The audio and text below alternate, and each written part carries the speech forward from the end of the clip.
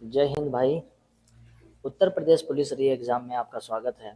और यह जो वीडियो है आरपीएफ रेलवे के लिए और टेक्नीशियन और उत्तर प्रदेश पुलिस के लिए बहुत महत्वपूर्ण है। आज का जो हमारा टॉपिक है उसका नाम है प्रॉफिट एंड लॉस। तो सबसे पहले हम बात करेंगे प्रॉफिट एंड लॉस में, यानी लाभ हानि में।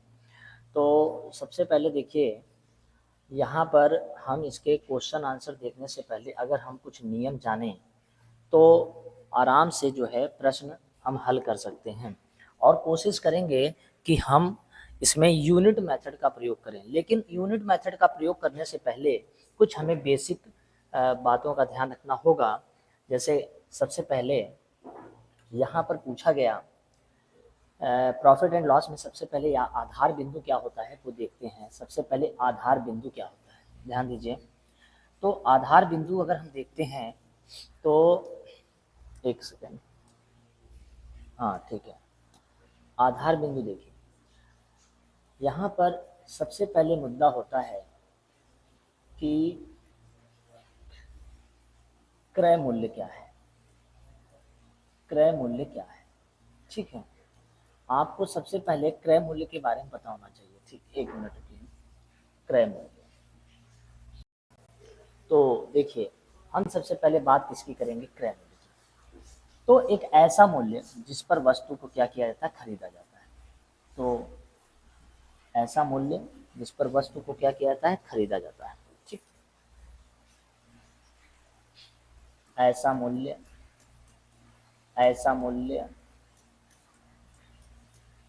जिस पर वस्तु को खरीदा जाए, खरीदा जाए।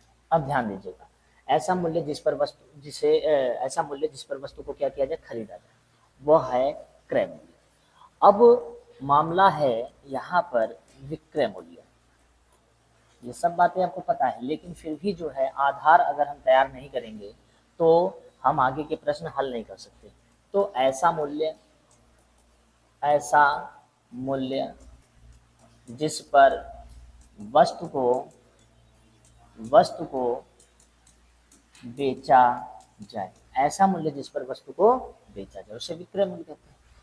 अब मामला आता है कि लागत मूल्य क्या है। लागत मूल्य क्या है, तो सबसे पहले समझिए, जिस मूल्य पर कोई वस्तु तैयार की जाए, जिस मूल्य पर कोई वस्तु तैयार की जाए, तैयार की जाए, ओके, आप समझ गए होंगे। जिस मूल्य पर कोई वस्तु क्या कर दी जाए, तैयार की जाए। अब मामला ये आता है कि लागत मूल्य हम समझ गए, विक्रय मूल्य समझ गए, क्रय मूल्य समझ गए, ठीक। ये बेसिक बातें हैं जो आप आराम से समझ सकते हैं, किसी भी प्रकार की दिक्कत नहीं होगी, ठीक है। लेकिन मेरे भाई सबसे पहले यह समझिए, आपसे हमेशा क्रय मूल्य निकालने के लिए कहता है, विक्रय मूल्य निकालने के लिए कहता है, लाभ निकालने के लिए, हानि निकालने के लिए कहता है। तो यहाँ पर समस्याएं हो जाती थोड़ी सी, अगर बेसिक बातें अगर हम नहीं समझेंगे तो दिक्कत हो जाएगी। तो हम सबसे पहले कुछ और बातें करते हैं, ठीक है, कुछ और बातें करते हैं। तो देखिएगा ध्यान से, यहाँ पर हमसे पूछ ले क्रय मूल्य कैसे ज्ञात करें। तो सबसे पहले हम आपको बता दें कि क्रय मूल्य क्या होता है, ठीक। तो अगर हम विक्रय मूल्य में से अगर हम लाभ माइनस कर दें, क्या माइनस कर दें, लाभ, तो यहाँ हमें क्या प्राप्त हो जाएगा, क्रय मूल्य। अब आप कहेंगे मतलब, हमने कहा देखो आपको बता दें, यह एक बैग है, मान लीजिए इस बैग को हमने 400 रुपये में क्या कर दिया, बेचा, ठीक। और 400 रुपये में जब बेचा तो 100 रुपये का हमें लाभ प्राप्त हुआ। कितने का लाभ प्राप्त हुआ, 100 रुपये का। तो अब हमसे कोई पूछेगा कि भैया क्रय मूल्य बताइएगा, क्रय मूल्य क्या है। तो आप कहेंगे क्रय मूल्य, इसका अगर हमें क्वेश्चन मार्क दिया जाए तो हम क्रय मूल्य इस तरीके से बता सकते हैं कि क्रय मूल्य बराबर बेचा कितने में, 400 में। 400 में से अगर हम 100 माइनस कर दें तो यहाँ पर जो क्रय मूल्य निकल के आएगा वो कितना हो जाएगा, 300। ओके, आप जाहिर सी बात है इस बात से आप समझ गए होंगे कि क्रय मूल्य हम कैसे प्राप्त करते हैं। तो विक्रय में से अगर हम लाभ को माइनस कर दें तो यहाँ पर हमें जो प्राप्त होगा वो क्रय मूल्य होगा। ठीक, नेक्स्ट फिर से पूछ लिया क्रय मूल्य बताइए, क्या पूछ लिया, क्रय मूल्य। तो जाहिर सी बात है हमेशा प्रॉफिट नहीं होता है, कभी कभी घाटा भी होता है। तो हम क्या करेंगे भाई, तो विक्रय मूल्य प्लस हानि। अब ये कंसेप्ट यहाँ समझना क्या है, हमें रट के नहीं चलना है, हमको थोड़ा समझ विकसित करना है कि हमसे पूछ रहा है क्रय मूल्य। अब इस जगह पर भी क्रय मूल्य पूछा है और इस जगह पर भी क्रय मूल्य पूछा, दोनों जगहों पर क्रय मूल्य पूछा है। तो एक जगह हमने प्लस कर दिया और एक जगह हमने माइनस कर दिया। तो याद रखिएगा, अगर प्रॉफिट होगा तो उसे माइनस करेंगे और अगर हानि होगी तो हमें उससे क्या करना, लॉस हो जाएगा तो उसे हमें क्या करना होगा, प्लस करना होगा। अब इसको हम इस मामले को कैसे समझते हैं, तो मान लीजिए एक हमने बैग खरीदा है, ठीक है। इस बैग को हमने बेचा 400 रुपये में और घाटा हो गया, हानि हो गई 100 रुपये की। ठीक, तो ये बताइए इस बैग को हमने क्रय कितने में किया था, यानी परचेज कितने में किया था, ठीक है, खरीदा कितने में था। तो पता चल रहा है कि हमने वस्तु को बेचा है 400 में और घाटा कितना हो रहा है, 100 रुपये। तो 400 प्लस 100, इसका मतलब यहाँ से क्रय मूल्य कितना आ जाएगा, 500 रुपया। ठीक है, तो दो बातें हमने आपको बताई यहाँ पर। एक बात तो ये कि क्रय मूल्य निकालना हो और प्रॉफिट दिया हो, क्रय मूल्य निकालना हो और प्रॉफिट दिया हो तो प्रॉफिट को हमेशा माइनस कर देते हैं। और अगर क्रय मूल्य निकालना हो और लॉस दिया हो, हानि दिया हो मेरे भाई, तो ऐसी दशा में आप क्या करेंगे, विक्रय मूल्य में हानि को प्लस कर देंगे। ठीक है, ओके। तो यहाँ पर मामला जो है ये किसका चल रहा है, क्रय मूल्य का। ठीक, नेक्स्ट आगे बढ़ते हैं, थोड़ा सा आपको बताते हैं यहाँ पर और बातें। जैसे अब क्रय मूल्य के बाद बात की जाए विक्रय मूल्य की, किसकी बात की जाए, विक्रय मूल्य की। ओके, तो विक्रय मूल्य क्या होता है इसको समझना है। देखिएगा विक्रय मूल्य कैसे ज्ञात करते हैं। ठीक, तो आपको बता दें क्रय मूल्य प्लस लाभ, क्रय मूल्य प्लस लाभ, लाभ है तो यहाँ प्लस, जस्ट अपोजिट हो जाएगा, यानी कि वहां पर हानि हो रहा था। ठीक है, अभी इसको भी समझा देते हैं। मान लीजिए फिर हमने एक कोई बैग खरीदा और वो जो बैग है हमने क्रय किया है 300 रुपये में। ठीक है, और इस पर जो हमको प्रॉफिट मिला, लाभ हमने कितना लिया, 100। तो वस्तु बेची जाएगी या वस्तु का विक्रय होगा, वस्तु का विक्रय क्या होगा, तो ऐसा कोई पूछता है तो आपने 300 रुपये में खरीदा है, 100 रुपये का लाभ लिया है, तो 300 प्लस 100 यानी वस्तु की विक्रय मूल्य निकल के जो आए वो क्या हो जाएगा, 400 रुपये। ठीक है, ऐसे में फिर हमने वस्तु का विक्रय मूल्य निकालना है, लेकिन किसके किसके सापेक्ष निकालना है। अब यहाँ पर लाभ हो गया, अब यहाँ पर हानि के साथ में, तो क्या होगा, तो क्रय मूल्य माइनस हानि। अब इस बात को भी समझना पड़ेगा, आराम समझिए। फिर मान लीजिए हमने एक कोई बैग खरीदा और उस बैग का जो क्रय मूल्य है वो 300 रुपये। ठीक है, और जो उस पर घाटा है, हानि है, वो कितने का है, 100 का। तो ऐसी दशा में वस्तु का जो विक्रय मूल्य निकल के आएगा वो 300 माइनस 100 बराबर 200। ठीक है, तो आप जहाँ तक हमें उम्मीद है ये दो बातें समझ में आ गया होगा आपको कि क्रय मूल्य निकालना हो तो लाभ होता है तो हम उसे माइनस कर देते हैं और हानि है तो उसे प्लस कर दे। लेकिन विक्रय मूल्य में क्या होता है, लाभ है तो प्लस कर दीजिए और हानि हो रही हो तो उसे क्या कर दीजिएगा, माइनस कर दीजिएगा। हमारे हिसाब से आप समझ गए होंगे। ठीक है, तो आगे बढ़ते हैं अगले पेज पे, ध्यान से देखिए। अब मामला ये है, सबसे पहले मामला ये है, हमसे पूछा गया कि लाभ कैसे निकाला जाए, लाभ कैसे निकाला जाए। तो भाई आपको ये समझ में आ रहा होगा कि कम में खरीद कर, अगर हम किसी वस्तु को कम में खरीद कर ज़्यादा में बेच दें तो जाहिर सी बात है लाभ हो जाएगा। तो लाभ का मतलब निकालने का तरीका होता है विक्रय माइनस क्रय, गलती से क्रय माइनस विक्रय मत कर दीजिएगा। अब आप कहेंगे मतलब, हमने कहा देखो आप यहाँ क्या करेंगे, फिर से एक बैग खरीदेंगे। देखिएगा एक बैग है, इस बैग को हमने विक्रय किया है 500 रुपये में, लेकिन इस बैग को हमने खरीदा कितने में था, 300 रुपये में। कितने में खरीदा था, 300। यानी कम में खरीद कर अगर हम ज़्यादा में बेचेंगे तभी प्रॉफिट होगा। तो आप ही देख लीजिए, 500 रुपये में आप बेच रहे हो, खरीदे हो 300 रुपये का, तो फायदा कितने का हो जाएगा, 200 का। ठीक है, आप समझ गए होंगे इस बात को। लेकिन अगर हमसे कह दे हानि कैसे निकालते हैं, तो जाहिर सी बात है, अधिक में खरीद कर कम में अगर आप भैया बेचेंगे तो जाहिर सी बात है हानि होगी। तो हमने खरीदा कम में और उसको हमने क्या कर दिया, बेच दिया। नहीं सॉरी, हमने खरीदा ज़्यादा में और कम में उसको क्या किया, बेच दिया। फिर से हम बैग के पास जाते हैं और इस बैग को हमने परचेज किया है 500 रुपये में, ठीक। लेकिन जब हमको यह बेचना पड़ा तो हमने बेच दिया 300 रुपये में। अब ध्यान से देखिए, इस जगह पर आप ये बात समझ गए होंगे कि 500 रुपये में खरीद कर अगर आप 300 रुपये में बेच रहे हैं तो कितने का घाटा हो रहा है, 200 रुपये का घाटा हो रहा है। और यहाँ 200 रुपये का क्या हो रहा था, फायदा हो रहा था। ठीक है, तो आप यह समझ गए होंगे कि प्रॉफिट कैसे निकालते हैं। प्रॉफिट निकालने का मतलब हो गया, ज़्यादा में बेचिए और कम में खरीदिए। और हानि कब होगी, जब ज़्यादा में खरीद कर कम में बेच देंगे तो जाहिर सी बात है हानि होगी। यहाँ तक कंसेप्ट आप समझ गए। अब कुछ आगे बात करते हैं। प्रॉफिट हमने देख लिया और लॉस हमने देख लिया। अब यहाँ पूछ लेता है कि लाभ परसेंटेज कैसे निकालते हैं। तो सुनिएगा, लाभ परसेंटेज बराबर होता है लाभ गुणे 100 बटे क्रय मूल्य। ओके, ठीक है।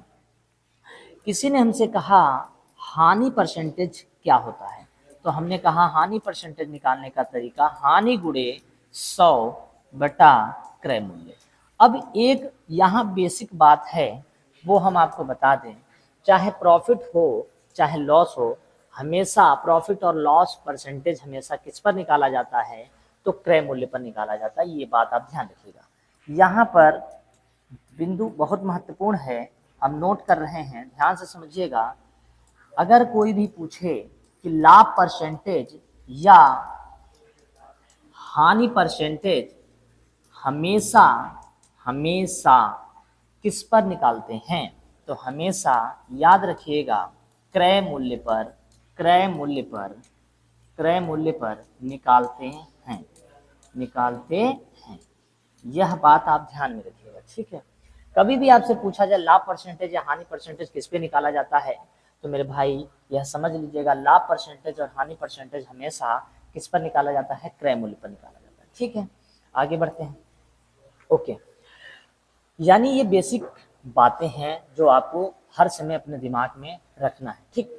अब मुद्दे की बात करते हैं। मुद्दा क्या है, अगर आपसे कोई पूछ ले कि उपरिव्यय क्या है,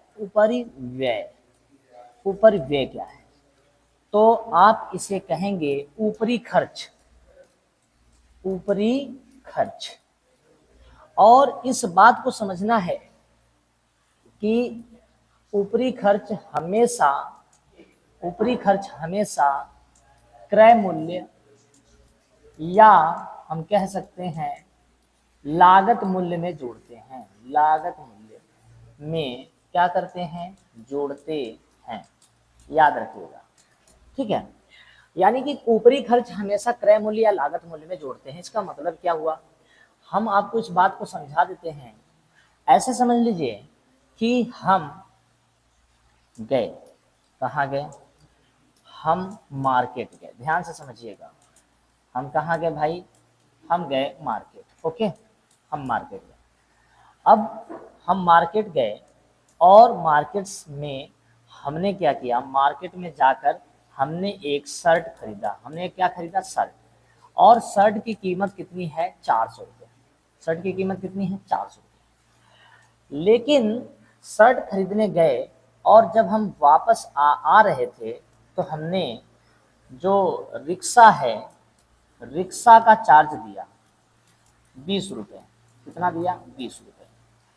और हमने समोसा खाया 10 रुपए का। तो ये सारे जो खर्चे हो रहे हैं, शर्ट तो 400 रुपए का ही है, लेकिन ये जो खर्चा आपके सामने बढ़ रहा है, रिक्शे का चार्ज पड़ा 20 रुपया, समोसे का चार्ज पड़ा 10 रुपया, तो ये 20 और 10 मिला देंगे तो ये 30 रुपए एक्स्ट्रा पड़ गया। और लेकिन शर्ट तो 400 रुपए का ही है। 400 रुपए का शर्ट है, लेकिन मेरे भाई 400 रुपए शर्ट लेने गए थे 400 की, और शर्ट के साथ में ये जो एक्स्ट्रा खर्च हो गया है ये ऊपर ही व्यय हो गया, तो टोटल खर्चा कितने का हो गया? 30 का। तो इसमें जोड़ देंगे तो अब जो लागत मूल्य निकल के आएगी वो कितनी हो जाएगी? 430। दूसरी बात यहाँ पर समझना, मान लीजिए कि हम एक साइकिल खरीदते हैं, एक साइकिल खरीदते हैं 1500 रुपए की, ठीक है, सेकेंड हैंड साइकिल 1500 रुपए की खरीदते हैं। जब साइकिल को लेकर आते हैं तो पता चलता है कि साइकिल में कुछ समस्या है, कुछ खराबी है। तो हमने कहा अब क्या करें, तो हम मिस्त्री जी के पास ले गए। उन्होंने इस पर 200 रुपये चार्ज लिया और बोला कि इसकी मरम्मत कर देंगे और ये सही हो जाएगी। तो 1500 रुपये का तो साइकिल हमने खरीदा था, लेकिन ऊपरी खर्च कितना बढ़ गया? 200 रुपया। ये जो है ऊपरी खर्च भी इसी में जोड़ दिया जाएगा। तो 15 और 2 कितना हो जाएगा? 15 और 2 कितना हो जाएगा? तो यहाँ पर 15 और 2 हो जाएगा 1700 रुपया। यानी कि पहले क्रय मूल्य जो था इसका, या खरीद मूल्य कितना था? 1500, लेकिन अभी क्रय मूल्य कितना हो जाएगा? 1700 रुपये हो जाएगा, क्योंकि ऊपरी खर्च इसमें क्या हुआ है? जुड़ेगा। ठीक है, अब जाहिर सी बात है आप एग्जाम्पल समझ गए होंगे। अगर ऐसे भी नहीं समझ में आया तो आपको थोड़ा सा और बता दें। मान लीजिए आप मार्केट जाते हैं, और मार्केट जाते हैं जब, तो मार्केट जाने के बाद समझिएगा, मार्केट जाते हैं और वहाँ से आप कोई वस्तु खरीदते हैं, और वह उस वस्तु की कीमत मान लीजिए 500 रुपये है। कितना है? 500। और अपने साथ में एक दोस्त को भी ले जाते हैं, और आप दोनों लोग 20-20 रुपए के समोसे खा जाते हैं, और साथ में 10-10 रुपया आप ऑटो का देते हैं। तो इस तरीके से देखा जाए तो इस वस्तु के चक्कर में इतना खर्चा अलग से हो गया। ठीक है, तो 20 और 20 40, 10 50 और 60, तो अब वो वस्तु की कीमत हो जाएगी 560 रुपये, क्योंकि इतना आपने इसके ऊपर खर्च कर दिया। ठीक है, ओके। तो ये ऊपरी खर्च है, ऊपरी खर्च को हमेशा क्रय या लागत मूल्य में क्या कर देते हैं? प्लस कर देते हैं। आप समझ गए होंगे, ओके। तो आप ऊपरी खर्च समझ गए। अब आता है कमीशन। कमीशन क्या होता है? कमीशन, तो देखिएगा, कमीशन को समझते हैं। कमीशन किस तरीके से ज्ञात किया जाता है, या कमीशन क्या है? ठीक है, तो सबसे पहले हम आपको बता दें, कमीशन हमेशा हमेशा विक्रय मूल्य पर दिया जाता है। किस पर दिया जाता है? विक्रय मूल्य पर दिया जाता है। कमीशन हमेशा विक्रय मूल्य पर दिया जाता है। कोई अगर आपसे पूछे कमीशन किस पर दिया जाता है, तो कमीशन हमेशा विक्रय मूल्य पर दिया जाता है। इस बात को आपको हम समझा दें तो ऐसे समझ लीजिए, मान लीजिए कि यह एक प्लाट है, और इस प्लाट को हम बेचना चाहते हैं 2 लाख रुपए में। कितने में बेचना चाहते हैं? 2 लाख रुपए में। तो हम किसी दलाल से मिलेंगे या किसी व्यक्ति से मिलेंगे और उससे कहेंगे कि भैया यह प्लाट हमारा बिकवा दो, और अगर यह प्लाट हमारा बिकवा देते हो तो हम आपको 10,000 रुपया कमीशन देंगे। कितना देंगे? 10,000 रुपया कमीशन देंगे। ठीक है, ओके, 10,000 क्या देंगे? कमीशन देंगे। ठीक है, हमने इनसे कहा, जिनका प्लाट है, हमने उनसे कहा कि अगर यह प्लाट हम बिकवा देते हैं तो ठीक है, हम 10,000 आप दे देंगे हमें, लेकिन आपको चाहिए कितना? बोले हमें 2 लाख में बेचना है। ठीक है, अब वो 2 लाख में 10,000 अगर उनको दे देंगे तो 1,90,000 रुपया उनके पास बचेगा। लेकिन आप कायदे से समझिए, हम किसी थर्ड पार्टी के पास गए और हमने कहा एक प्लाट बिक रहा है और इस प्लाट की कीमत 3 लाख रुपए है, लेकिन अगर आप अपने हो तो यह प्लाट जो है हम आपको सस्ते में दिलवा देंगे, लेकिन थोड़ा हमें कमीशन चाहिए। ठीक है, तो थर्ड पार्टी ने कहा हम आपको 10,000 रुपये दे देंगे, और यह प्लाट जो है आप हमको 2.5 लाख में दिला दीजिए। कितने लाख में? 2.5 लाख रुपए में। तो ये प्लाट जो है हम आपको कितने में दिला देते हैं? 2.5 लाख रुपए में दिला देते हैं। तो ठीक है, अब ये 2.5 लाख में प्लाट लेने को तैयार हो गए। अब ये 2.5 लाख रुपए जो प्लाट लेने को तैयार हुए हैं, थोड़ा आप ही समझिए, इनको तो 2 लाख चाहिए और हमने इनको 3 लाख बताया, और हमको मिला 2.5 लाख, तो ऐसे में हमें फायदा कितने का हुआ, यानी जो हम ब्रोकर हैं यानी कि जो दलाल हैं उसको फायदा कितने का हुआ, 50,000। 50,000 का फायदा तो उसको सीधे सीधे हो गया, प्लस 10,000 उस थर्ड पार्टी ने दिया और 10,000 रुपया उस व्यक्ति ने दिया जिसका प्लाट बेचा गया। तो इस तरीके से हमें कमीशन कितना मिल गया, 50 10 60 और एक 70,000 रुपया हमें कमीशन मिल गया। ठीक है, तो याद रखिएगा कमीशन या दलाली हमेशा जो है कब होती है, जब वस्तु बिक जाती है, तो विक्रय मूल्य पर हमें कमीशन पता करना होता है। ठीक है, तो जाहिर सी बात कुछ समझ गए होंगे कि कमीशन किस तरीके से प्राप्त होता है। ठीक, आगे बढ़ते हैं, अगला स्लाइड क्या कह रहा है।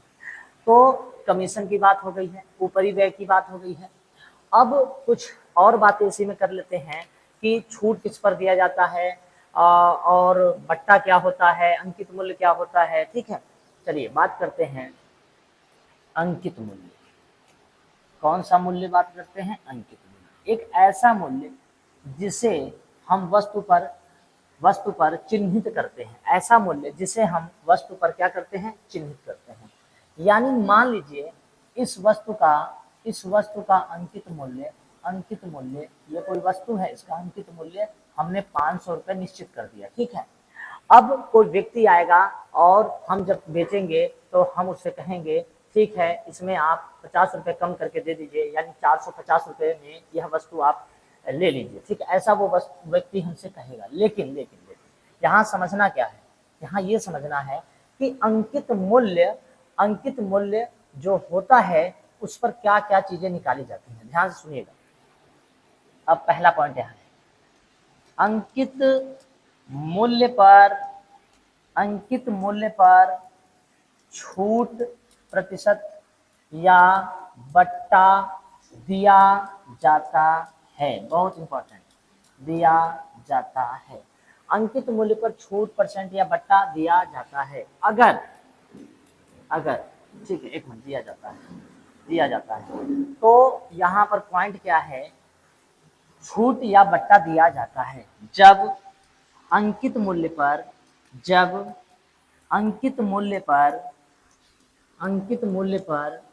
छूट या बट्टा दिया जाता है तब क्या प्राप्त होता है, तो याद रखिएगा तब विक्रय मूल्य प्राप्त होता है। कैसे, क्या है मतलब इसका, तो ध्यान से समझिए। मान लीजिए कोई वस्तु है, ठीक है, मान लीजिए कोई वस्तु है और इस वस्तु की कीमत इस वस्तु का रेट अंकित है 500 रुपया, MRP लिखा हुआ है। ठीक है, कोई ग्राहक आया और उस ग्राहक को ये वस्तु कितने में मिल गई, 400 रुपये में। तो 500 की वस्तु हमें 400 में प्राप्त हुआ, तो दुकानदार क्या कहेगा, तो दुकानदार कहेगा हमने वस्तु बेच दी है कितने में, 400 रुपये में, लेकिन उस पर रेट कितना पड़ा था, 500 रुपया। तो बताइए जो छूट हमको मिला है वो कितने का छूट है, छूट या बट्टा हमें कितने का मिल गया है, 100 रुपये का। ठीक, तो इस बात को यहाँ समझिए कि छूट हमेशा दिया किस पर जाता है, तो छूट हमेशा अंकित मूल्य पर दिया जाता है, और प्रॉफिट लॉस का जो कंसेप्ट है वो हमेशा क्रय मूल्य पर होता है। किस पर होता है, क्रय मूल्य पर होता है। तो यहाँ से कुछ पॉइंट बनते हैं, जैसे आपसे कहा जाए कि अंकित मूल्य कैसे निकालते हैं भैया, हम फिर कह रहे हैं फार्मूला से आपको सवाल नहीं लगाना है, लेकिन कंसेप्ट सीखना पड़ेगा। अंकित मूल्य कैसे निकालते हैं, तो आप कहेंगे विक्रय प्लस छूट जोड़ दीजिए। जब विक्रय में छूट जोड़ देंगे तो यहाँ से निकल के आएगा अंकित मूल्य। अब आप कहेंगे कैसे, हमने कहा देखिए यहाँ पर फिर हम एक बैग खरीद रहे हैं और इस बैग का विक्रय मूल्य लिखा है 400 रुपये। ठीक है, बैग का विक्रय मूल्य कितना है, 400, और इस पर छूट हमको मिला था 100 रुपया। ठीक है, विक्रय मूल्य 400 है, छूट हमको मिला था 100 रुपया। तो आप बताइए इस वस्तु का अगर हमसे कोई पूछेगा तो क्या पूछेगा, अंकित मूल्य बताइए। तो अंकित मूल्य अगर हमसे कोई पूछेगा तो हम ऐसे तो बताएंगे कि हमने वस्तु को बेचा 400 में और छोड़ा हमने 100 रुपया, तो टोटल मिलाकर हो गया 400 और 100 मिला देंगे कितना हो जाएगा, 500। तो अंकित मूल्य निकालने के लिए विक्रय प्लस छूट करना होता है। ठीक है, अगली बात करते हैं। कोई हमसे कहे कि ठीक है विक्रय मूल्य कैसे आप निकाल देंगे, विक्रय मूल्य कैसे निकालेंगे अगर अगर अगर अंकित मूल्य छूट दिया हो, ठीक है, तो हम उससे बताएंगे कि अंकित मूल्य में से, अंकित मूल्य में से अगर अगर हम छूट माइनस कर दें, छूट क्या कर दें, माइनस कर दें, तो हमेशा क्या निकल के आएगा, विक्रय मूल्य। इसका कंसेप्ट क्या है, हमने कहा एक बैग है, फिर से देखिए, और इस बैग का अंकित मूल्य कितना है, अंकित मूल्य है 500 रुपया, और इस बैग पर छूट कितने की है, 100 की। तो वस्तु का विक्रय कितना निकल के आएगा, तो आप कहेंगे सर जी 500 की वस्तु पर 100 रुपये कोई छोड़ रहा है तो कितना बचा, 400। तो ये माइनस करने पे आया होगा, ठीक है। आगे बढ़ते हैं। अगर हमसे पूछा जाए छूट या बट्टा कैसे निकालते हैं, छूट या बट्टा कैसे निकालते हैं, तो ध्यान दीजिए, छूट या बट्टा हमसे पूछे कैसे निकालते हैं, तो आपको क्या करना होगा, अंकित में से विक्रय को घटा देना होगा, और ऐसा करेंगे तो छूट या बट्टा निकल के आएगा। इन सब कंसेप्ट का खाली ज्ञान होना चाहिए, कहीं कोई फार्मूले में कहीं ऐसे यूज नहीं करेंगे हम, केवल और केवल आपको ये मेथड पता होना चाहिए। इसके बाद जब भी हम प्रश्न लगाएंगे तो यूनिट मेथड का प्रयोग करेंगे और वहां पर हम आपको समझा देंगे पूरी बात क्या है। चलिए आगे की स्लाइड में जब हम आपको बता रहे होंगे तो इन सभी कंसेप्ट को उठा लेंगे और आपको समझा देंगे कि कैसे कैसे 2 पॉइंटों से हम सारे प्रश्न, केवल 2 ही पॉइंटों से सारे प्रश्न कैसे हम क्लियर करें, ठीक। हम लास्ट में ये बात आपको अभी बताएंगे, ठीक। तो सबसे पहले बताइए छूट या बट्टा अंकित माइनस विक्रय करके, फिर हमसे पूछ लिया जाए छूट या बट्टा परसेंटेज कैसे निकालते हैं, ठीक है। छूट या बट्टा प्रतिशत कैसे निकालते हैं, तो याद रखिएगा छूट या बट्टा, छूट या बट्टा परसेंटेज निकालने का तरीका होता है छूट गुणे 100, ठीक है, छूट गुणे 100 बटा अंकित मूल्य, ये याद रखिएगा, अंकित मूल्य। छूट या छूट गुणे 100 यानी छूट परसेंटेज कभी भी पूछे या बट्टा परसेंटेज कभी भी पूछे तो छूट गुणे 100 बटा अंकित मूल्य से निकालते हैं। ये बेसिक ज्ञान है, इतना पता होना जरूरी है, ठीक है। आगे बढ़ते हैं। आप कहेंगे ठीक है हम ये समझ तो जाएंगे, लेकिन इतना याद कौन करेगा, तो आपको याद कुछ नहीं करना है, खाली बेसिक बातें जो आप दैनिक जीवन में अपने प्रयोग करते हैं बस उसी का योगदान रखना है। लेकिन यहाँ पर नोट पॉइंट भी समझिए, नोट पॉइंट समझिए। अगर अगर अंकित मूल्य पर, अंकित मूल्य पर छूट ना दिया जाए, ना दिया जाए,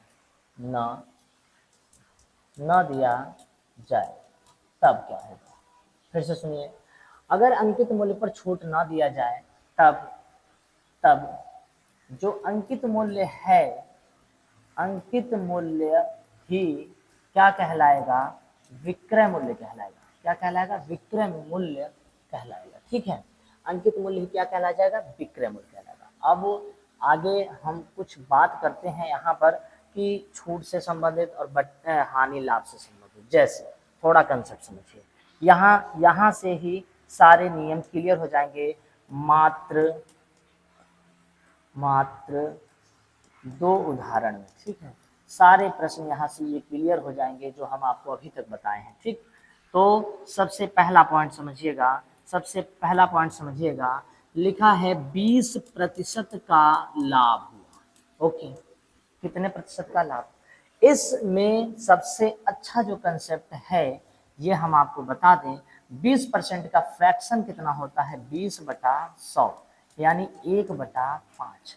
तो अब देखिए 20% के साथ में यहाँ पड़ोस में देखिए क्या लिखा है, लाभ। तो जो लिखा होता है वही ऊपर होता है, तो ये हो जाएगा लाभ, ओके, 1 का लाभ। लाभ और हानि हमेशा याद रखिए किस पर निकालते हैं, तो आप कहेंगे क्रय मूल्य पर। तो बताइए आपको इतना तो समझ में आ ही गया होगा कि क्रय कितने का है, 5 का, उस पे प्रॉफिट कितने का है, 1 का। तो यहाँ से दोस्त मेरे निकल जाएगा विक्रय मूल्य कितना होगा। तो आप ही बताइए 5 में खरीदा, 1 का प्रॉफिट लिया, तो विक्रय मूल्य कितना निकल के आया, 6, ठीक है। आप कहेंगे ठीक, ओके। इनसे हम डायरेक्ट प्रश्न हल करेंगे और किसी भी नियम या किसी भी फार्मूले का योगदान नहीं लेंगे। दूसरा सुनिए, हमसे किसी ने कहा 10% की हानि हो गई, कितने परसेंट की, 10% की हानि हो गई।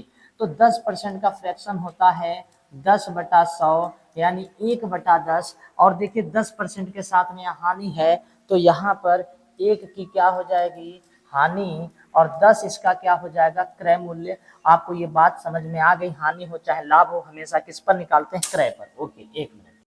तो देखिए 1 की हानि होगी, ठीक है, और 10 हो गया क्रय। अब खरीदा है आपने 10 में, घाटा आपका 1 का हो रहा, तो यहाँ से जो वस्तु का विक्रय निकल के आएगा वो 10 में से 1 घटेगा 9, ये घटेगा 1।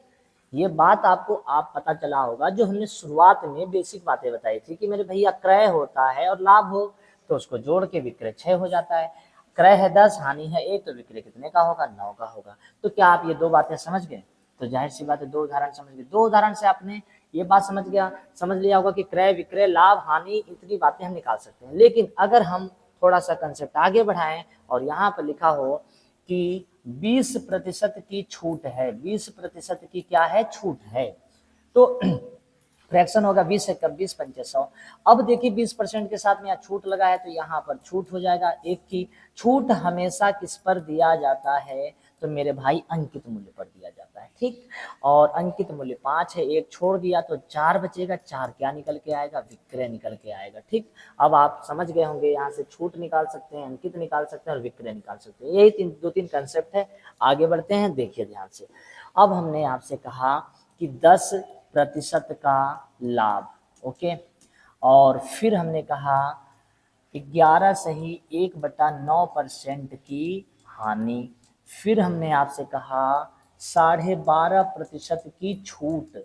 तो अब आप समझ गए होंगे, अब आप यह समझ गए होंगे कि लाभ है और हानि है, तो लाभ और हानि दोनों को ध्यान में रखते हुए अगर हम देखें तो लाभ परसेंटेज और हानि परसेंटेज हमेशा किस पर निकालते हैं, क्रय मूल्य पर। तो 10% का फ्रैक्शन होता है 1/10, और 10% के साथ में लाभ यहाँ है, तो 1 का क्या हो जाएगा, लाभ, और 10 उसका क्या हो जाएगा, क्रय। तो खरीदा 10 में 1 रुपए का लाभ हुआ, तो 11 निकल के आएगा विक्रय। ये कंसेप्ट ऊपर जब अभी हम नियम कुछ बता रहे थे तो उसमें हमने आपको समझाया था कि क्रय और लाभ दिया हो तो विक्रय मूल्य कैसे निकालते हैं, ठीक। यहाँ पर देखिए 11 9 99, और ये कितना होता है, 100/900 कट करेंगे तो यहाँ 1/9, और इतने की क्या है, यहाँ पर हानि है। अगर हानि 1 की है तो हानि किस पर हुआ, आंसर है क्रय पर हुआ, खरीदा, यानी क्रय 9 है और घाटा 1 का है, तो यहाँ से वस्तु का जो विक्रय निकल के आएगा वो कितना रुपए होगा, 8 होगा, ठीक है। देखिएगा इन सब में एक है चीज कॉमन आपको दिख रहा होगा कि लाभ और हानि हमेशा किस पर निकालते हैं, क्रय पर निकालते हैं, ठीक। 12.5 का होता है 12 दूना 24 और 1 25/200। अगर हम इसे कट करते हैं तो 25/200, तो 1 की क्या है, छूट है, और छूट हमेशा किस पर दिया जाता है, छूट हमेशा दिया जाता है अंकित मूल्य पर, और अंकित मूल्य 8 है, उस पर 1 छोड़ देंगे तो वस्तु की कीमत 7, और 7 क्या निकल के आएगा, यहाँ से विक्रय। तो आप ये समझ तो गए होंगे कि अंकित मूल्य 8 यहाँ पर जो आया है, और जो छूट है वो 1 है, और विक्रय कितना है, 7 है। तो एक चीज कंसेप्ट क्लियर हो गया कि छूट हमेशा किस पर दिया जाता है, अंकित मूल्य पर, और हानि और लाभ हमेशा किस पर होता है, क्रय मूल्य पर होता है। अगर यहाँ तक की बातें अगर क्लियर हों तो हम किसी भी प्रश्न को आराम से लगा सकते हैं और कभी भी किसी भी तरीके से इसमें दिक्कत नहीं होगी, ठीक है। तो जहाँ तक ये नियम आपको बताए हैं, बस इतने ही 3 पॉइंट का योगदान है पूरे टॉपिक में, और कहीं किसी का कुछ योगदान नहीं है। दूसरी बात, यहाँ तक के नियमों को हम सही से देख लेंगे, तब यहाँ से प्रॉफिट एंड लॉस के हम क्वेश्चन आंसर देखेंगे, और वे जो क्वेश्चन आंसर होंगे सभी महत्वपूर्ण होंगे बिना फार्मूले के, ठीक है। तो फार्मूले का मतलब है कि कोई अलग से कोई ट्रिक ना कोई फार्मूला याद करना है, आपको बेसिक बातें पता हो और सवाल सभी लग जाएंगे। तो उम्मीद करते हैं आपको यह वीडियो अच्छा लगा होगा। इसी के साथ सेशन समाप्त करते हैं। जय हिंद, जय भारत।